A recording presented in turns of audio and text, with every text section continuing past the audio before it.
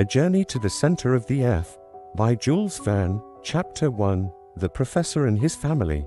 On the 24th of May, 1863, my uncle, Professor Leidenbrock, rushed into his little house, number 19 Königstrasse, one of the oldest streets in the oldest portion of the city of Hamburg. Martha must have concluded that she was very much behindhand, for the dinner had only just been put into the oven.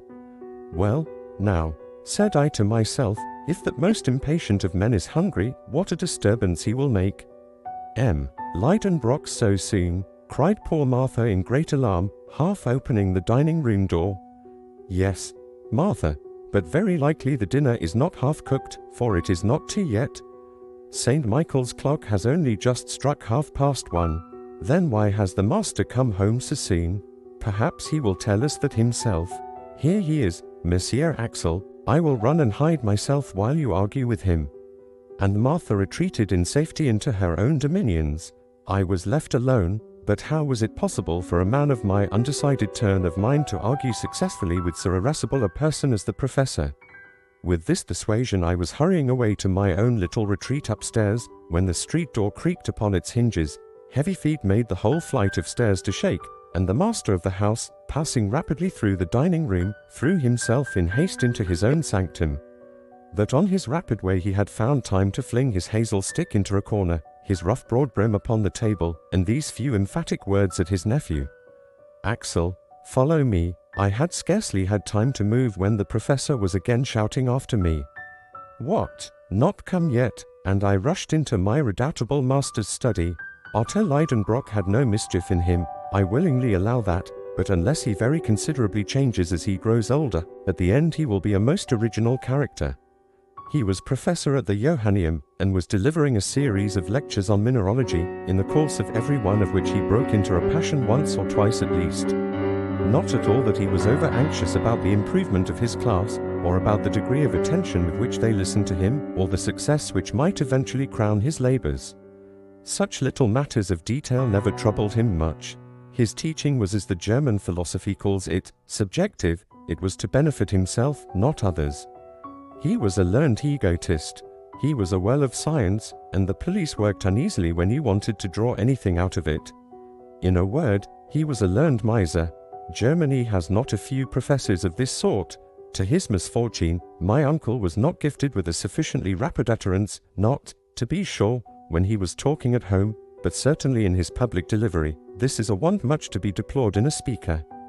The fact is, that during the course of his lectures at the Johanneum, the professor often came to a complete standstill. He fought with willful words that refused to pass his struggling lips, such words as resist and distend the cheeks, and at last break out into the unasked for shape of a round and most unscientific oath. Then his fury would gradually abate.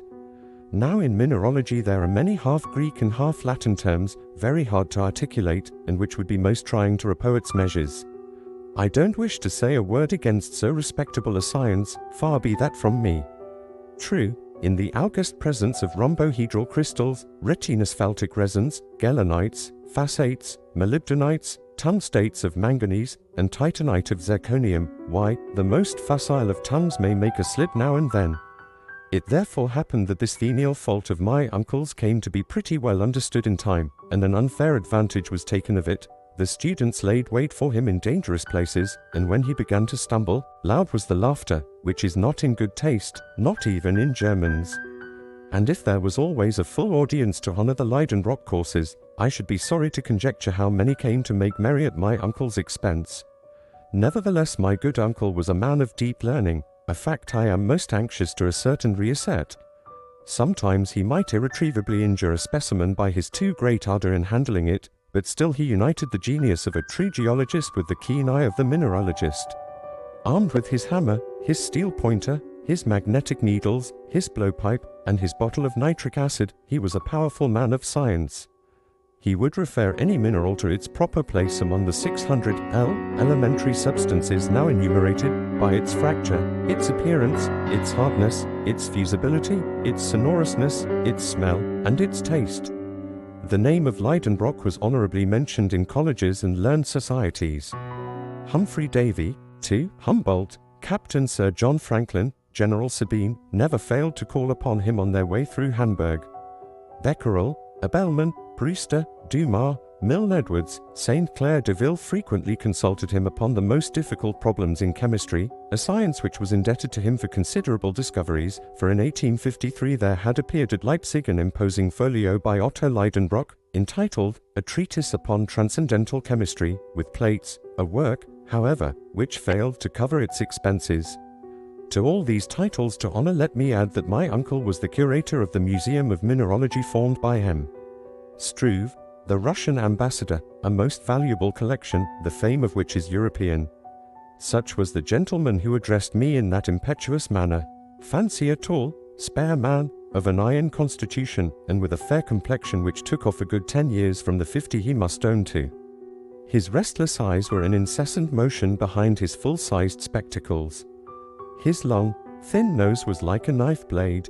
Boys have been heard to remark that that organ was magnetized and attracted iron filings. But this was merely a mischievous report. It had no attraction except for snuff, which it seemed to draw to itself in great quantities. When I have added, to complete my portrait, that my uncle walked by mathematical strides of 1.5 yards, and that in walking he kept his fists firmly closed, the sure sign of an irritable temperament, I think I shall have said enough to disenchant anyone who should by mistake have coveted much of his company. He lived in his own little house in Königstrasse, a structure half brick and half wood, with a gable cut into steps. It looked upon one of those winding canals which intersect each other in the middle of the ancient quarter of Hamburg, and which the great fire of 1842 had fortunately spared. It is true that the old house stood slightly off the perpendicular, and bulged out a little towards the street. Its roof sloped a little to one side, like the cap over the left ear of a Tugendbund student. Its lines wanted accuracy, but after all, it stood firm, thanks to an old elm which buttressed it in front, and which often in spring sent its young sprays through the window panes. My uncle was tolerably well off for a German professor. The house was his own, and everything in it. The living contents were his goddaughter Grauben, a young Virlandaise of 17, Martha, and myself. As his nephew and an orphan, I became his laboratory assistant. I freely confess that I was exceedingly fond of geology and all its kindred sciences. The blood of a mineralogist was in my veins, and in the midst of my specimens I was always happy. In a word, a man might live happily enough in the little old house in the Königstrasse, in spite of the restless impatience of its master, for although he was a little too excitable, he was very fond of me. That the man had no notion how to wait, nature herself was too slow for him. In April, after I had planted in the terracotta pots outside his window seedling plants of mignonette and convolvulus, he would go and give them a little pull by their leaves to make them grow faster. In dealing with such a strange individual there was nothing for it but prompt obedience.